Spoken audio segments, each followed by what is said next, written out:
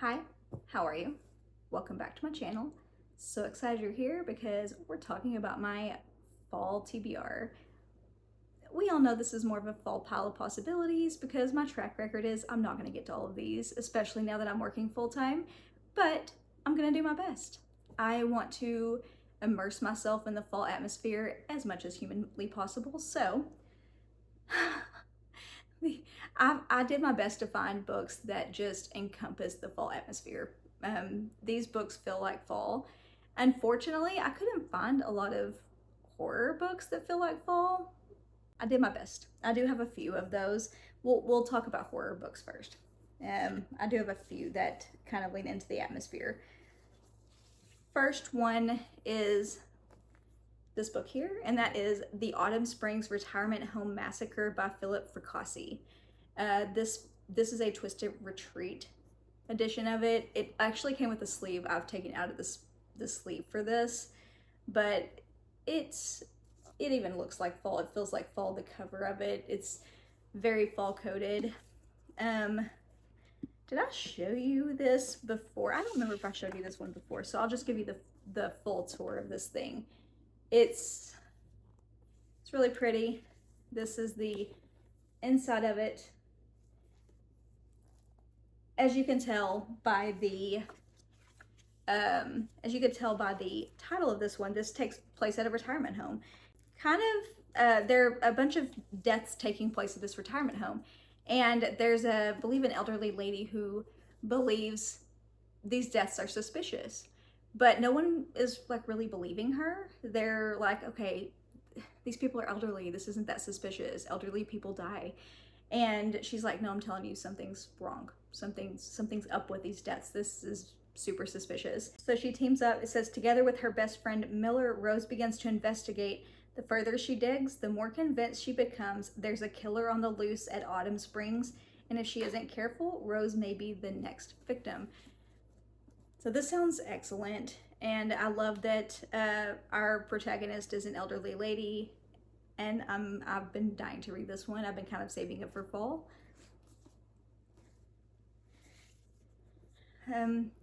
Next up, this one was on my TBR last year and I didn't get to it. This is The Girl in the Corn. It's a duology by Jason Offutt. I'm probably not saying that name correctly. And I love this edition. This is got the edges as well. And I just love this one so much. I believe I've showed you this one before, so I won't get too much into this. Well, actually, yes, I will, because it's just so cool. I have to show you again. We have a Ferris wheel. A Ferris wheel. And cornfields. Cornfields and a Ferris wheel. Come on. That is so fall. That is so fall. Okay, so this one, what is this about? I have to read this one. I said it last year. I have got to read this book. It's just the epitome of fall. This is screaming fall to me. This is another Twisted Retreat edition.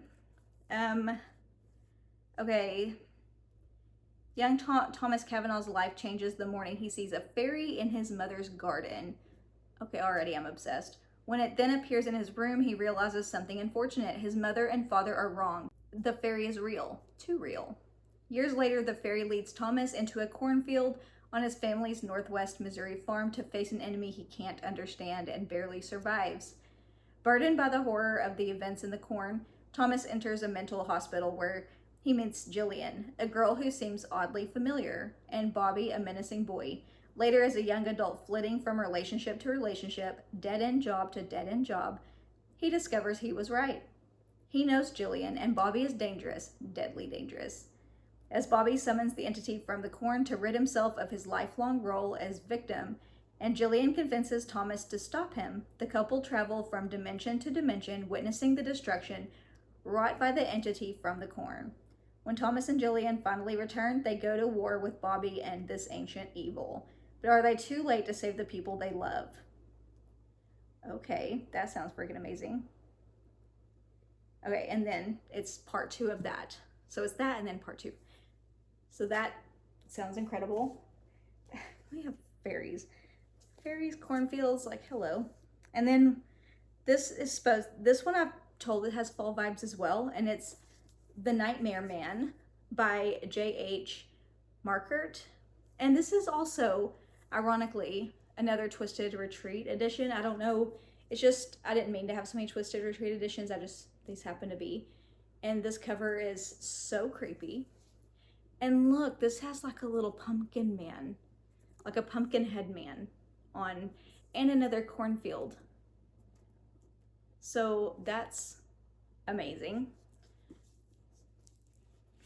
Okay, I'll again give you the full tour because I'm obligated to do so. You have to, when a book is this pretty, you have to show the full tour. You have to. That is so creepy. And then we have end page art.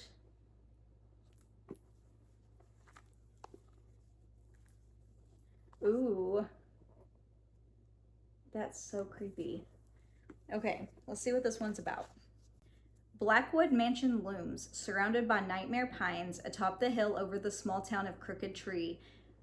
Ben Bookman, best-selling novelist and heir to the Blackwood estate, spent a weekend at the ancestral home to finish writing his latest horror novel, The Scarecrow. Now, on the eve of the book's release, the terrible story within begins to unfold in real life. Okay, already I love the premise.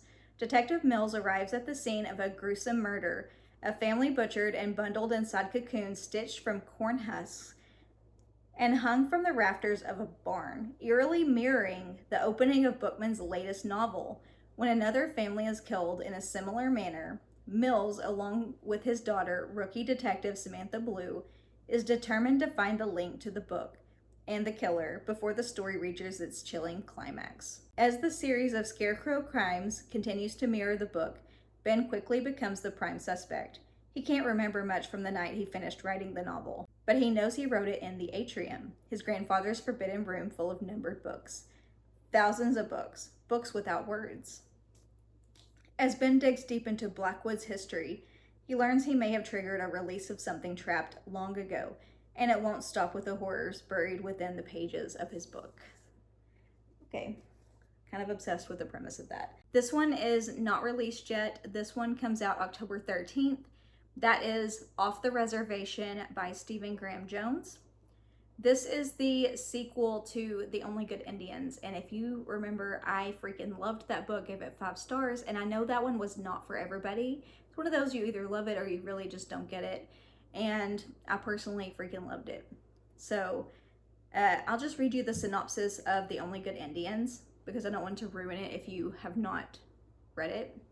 It says, 4 American Indian men from the Blackfeet Nation who were childhood friends find themselves in a desperate struggle for their lives against an entity that wants to exact revenge upon them for what they did during an elk hunt 10 years earlier by killing them, their family, and friends. So that is the synopsis for The Only Good Indians. So this would be the sequel to that.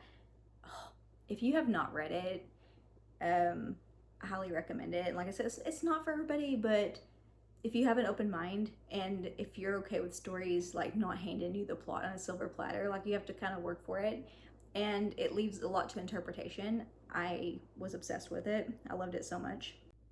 That's all for horror. The next one may actually be horror laning, kind of like horror, fantasy, witchy, that realm.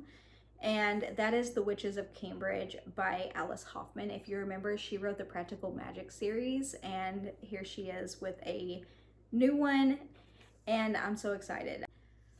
I will read you the synopsis of it. And this, I believe, is going to be another series. This is the first of a new series. It says, once upon a time, women were drowned in the river, and the only witnesses were the crows in the trees. The Puritans blamed Eve for the sins of the world. That was when we began to meet in the name of Lilith, Adam's first wife, banished for refusing to do as she was told. We fly together. By the 1950s, Cambridge, Massachusetts feels far removed from the legendary witch trials that marked its early days as a colony. Ava, a bright young woman from a small town in Maine, arrives for her first year at Radcliffe College. There she meets Lauren, her opposite in every way, the wild and brazen daughter of a wealthy and well-established Cambridge family. But the two have more in common than they think. Both are recruited by the Lilith Society, a secret organization of witches at Radcliffe dating back to colonial times. As they learn more about their legacy, Ava and Lauren form a close bond that is put to the test as they learn to navigate their new power, friendship, and love. While Radcliffe seems like a safe haven, the shadow of McCarthyism looms large, an ever-present threat to the flourishing creative and intellectual life in Cambridge. And as girls from the Lilith Society begin to go missing, Ava and Lauren realize the witch trials of the past may not be as deeply buried as they once believed. That one comes out September 8th, so something to look forward to. And then I have a few, okay, so now we're getting into more of the cozy fall vibes. I have a few here that are physical books. First one is The Blue Moon Cafe and 24-Hour Occult Emporium. This one is by Lexie. I don't know how to say the last name. Lexie Sharabianlou. Sharabianlou. You know, I'm not 100% sure. I looked it up and I still am butchering it. I was gonna try my best to get it right, and I'm still messing it up. So this one, the top says, sorcery, secrets, and a hopelessly smitten barista, the Blue Moon Cafe has a little bit of everything, except, you know, decent coffee. This one follows Tallulah. Tallulah is a sorceress who runs this coffee shop. Coffee's not that great, but it's really just a front, because its real purpose is to provide safe passage for magical beings while keeping humans far, far away. And at the same time, there's a local, Dahlia. Dahlia is the only human that's not kept far, far away. Because I believe, from what I can tell from the back of the book, I think Tallulah maybe has a thing for Dahlia. Because Dahlia has these dimples and she's charming. Tallulah's mom is this powerful sorceress, and she gets called away because big game hunters start preying on magical beings. And now Tallulah is left to run the coffee shop all by herself. Tallulah's magic is very weak, so her magic is not near as strong as her mother's. Her magic is very weak. Coffee's really bad. And here she is running this coffee shop, and she's left to, you know, deal with all these things by herself. And there's also this festival that she's in charge of. You know, she's also protecting these magical beings. The town is kind of turning against her. And then she's got this crush on Dahlia. She's got all these crazy things going on. And at the same time, the hunters kind of are setting their sights closer to home. So there's a lot happening here. But it does sound really cute, and maybe a little bit higher stakes than typical cozy fantasy, but it sounds super cute. Next one is Rewitched by Lucy Jane Wood. This cover looks really cute and cozy, and there's even a little cat on there, which I love cats. In this spellbinding, warm, and cozy debut novel, a burned-out witch will need to turn to her friends and trust herself to find the magic in her own life again. Okay, maybe like a fresh start situation. I love a good fresh start situation. Belladonna Blackthorn hasn't lost her magical spark precisely, but she hasn't seen it in a while either. With her witchcraft under wraps and a toxic boss making her days miserable, Belle is struggling to keep her beloved lunar books afloat and just make it through the day. The last thing she has time for is perfecting her magic. So when her 30th birthday brings a summons from her coven in a trial that tests her worthiness as a witch, Belle fears the worst.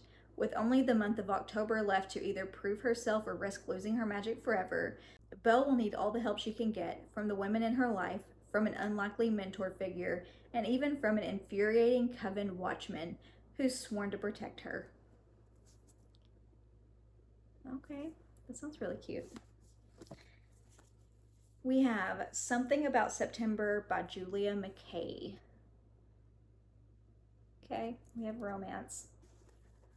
Cozy up with your pumpkin spice latte and a slice of apple pie because it's time to fall in love with Bramley Hollow. Rebecca McIntosh has always felt that there's something about September, nostalgia, crisp mornings, and possibility, but not this year. Rebecca has 30 days to return home to fix up her late grandmother's diner or face the consequences. And the only contractor in town, court Adams, the man who rejected her 1 year ago. He's somehow even better looking as a single dad than when he was the high school football star she once tutored. She'd been hoping to avoid him forever. As the golden leaves start to fall, Rebecca may find that there's more to her hometown and to court than she'd realized, and that the dreams she's been chasing might have been the wrong ones. Could a spark kindle hot enough in the cool autumn air to call Rebecca home for good?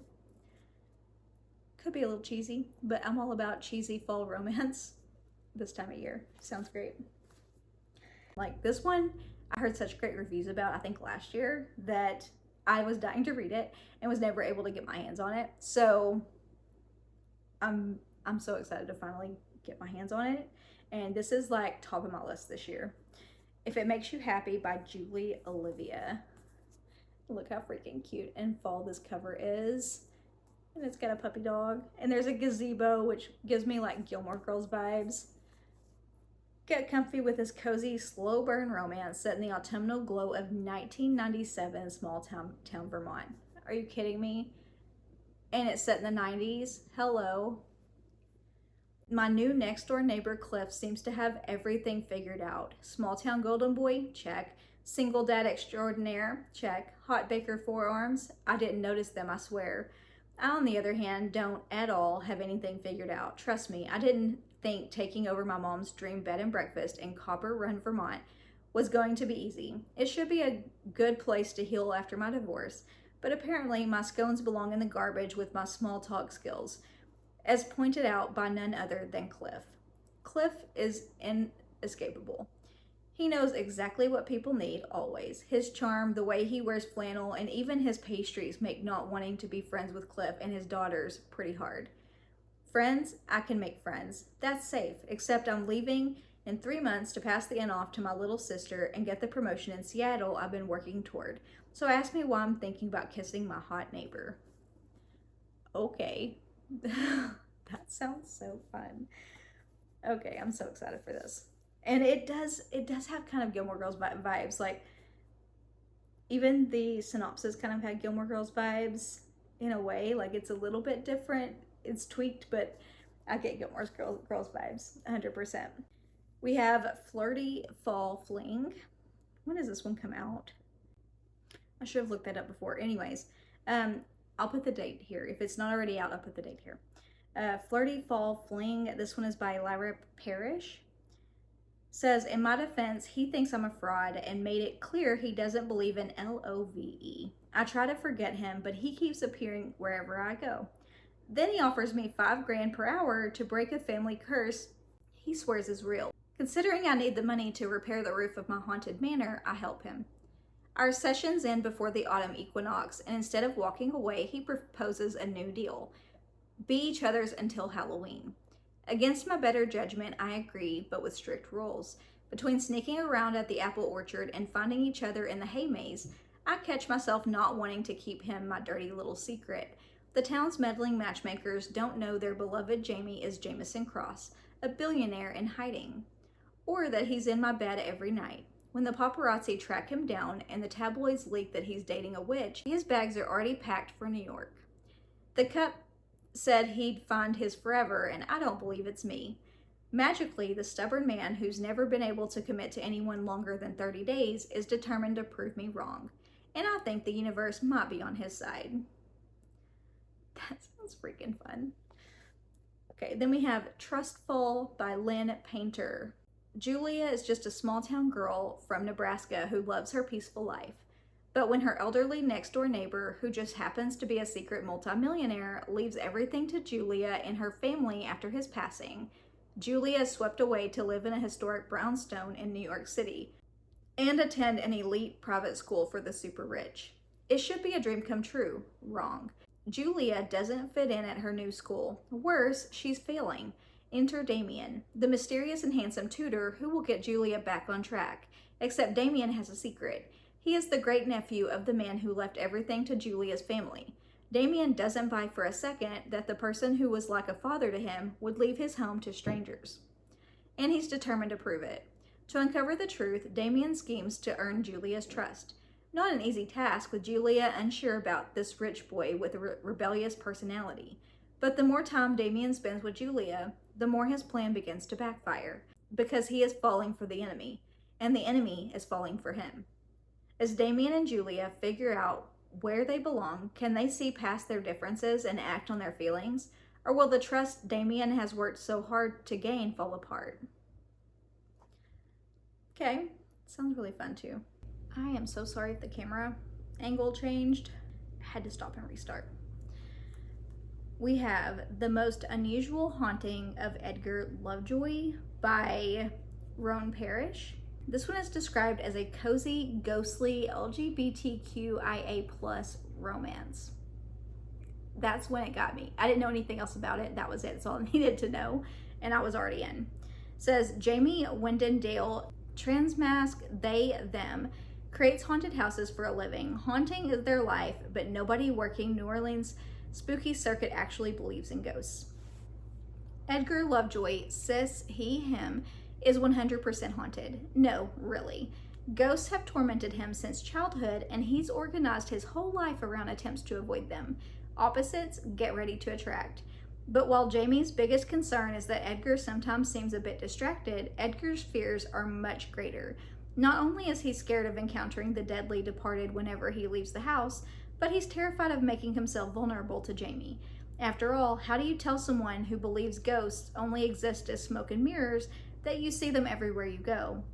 And how can you trust in a happy future when you can't even believe in yourself? That sounds potentially cute, but also it could be really funny. Meet Cute Magic by Morgan Elizabeth. I'm sorry, this cover is so freaking cute. I'm obsessed with it. This one comes out September 8th, and it is a cozy, cute, enemies to lovers, witchy fantasy. Yes, please. She's a witch who can't fall in love without getting her heart broken. He holds a grudge like no other. Bookstore owner Rosie Mayfield wants a love of her own, but it's not meant to be because of her family's curse. To break it, she conjures a ghost who will break her curse, but for a cost. She has to brew a potion to help him transition to the other side. The problem? There's only one person who hates Rosie in all of Heartwood Hollow, and she needs his help to complete the required task. Jack Haggerty, the ghost's grandson, has lamented about Rosie for years. She's a disaster, and she's forbidden from visiting his gaming shop. He doesn't believe in ghosts, so he's stunned when his beloved grandfather makes an appearance. While he loves his family and will do anything to help his grandpa, he fights against the chemistry brewing between him and Rosie until he can't anymore. But he doesn't know how to tell her he no longer wants to go through with the plan, and she won't admit that she's falling for him because they're doomed from the start. We have How Not to Renovate a Haunted House by Jenny L. Howe. I mean, the cover is what got me on this one, honestly. The cover and the title, I knew nothing else. In this spooky small town, why a romance, an amateur ghost hunter, and a supernatural skeptic team up for a haunted home renovation project. But is their relationship the real fixer-upper? Amity Calloway is sick of being known as the weird girl. As annoyed as she is that her recently divorced mom just moved them across the country to the tiny, quirky town of Harlow's Rest, Massachusetts, it could be the fresh start she needs, until Amity discovers their absolute disaster of a new house is supposedly haunted. Theo Hargrave, amateur ghost hunter and son of the local general contractor, is a true believer. When he shows up on their property with his EMF reader in hand, Amity is ready to debunk all his theories. She's definitely not staring at the small scar through his eyebrow or his ridiculously soft lips. But even Amity can admit their home renovation is doomed. Nothing is going right, from the paint that refuses to dry to the fixtures that keep coming loose. So Amity and Theo strike a deal. His family's construction expertise for her help investigating the house's supernatural secrets. Even scarier than ghosts, though, Amity's growing feelings for Theo. And then lastly, A Dash of Demon by J.F. Dubois and Amy Frost. This is also going to be part of a series because it says book 1 in the Aquillow series. And this cover is freaking excellent. I'm obsessed with it. It is just such a mood. It says Miriam Dufour is at the end of her rope. Kicked out of cooking school and living in her ex-boyfriend's apartment, nothing in her life seems to be going right. That is, until she inherits the estate of her dead great-grandaunt, a little cafe in the forgotten town of Aquillow. Intent on selling the business and using the money to make a fresh start, Miriam visits Aquillow and discovers that the village sits firmly on the border between Vermont and Quebec. But that isn't remotely the strangest thing about the place. There's a cloud-worshipping cult, a widow with a ghost husband, immortal raccoons, and something killing young women in the alleys. I like how immortal raccoons is just thrown in there so casually in that sentence.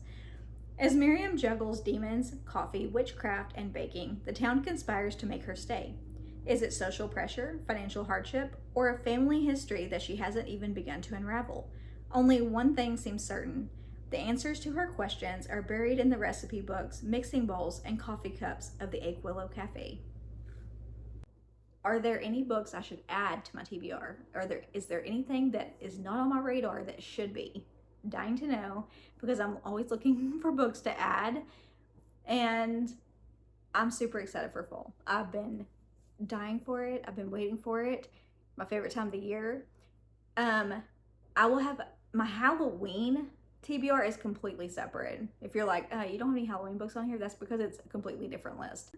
These are just fall. These are just fall vibes. And I can't wait to get started on these. I will be starting on these like soon, very soon. But anyways, let me know in the comments what you're most excited to read this fall and if there's anything I need to be adding to my list. I will see you next week. Bye for now.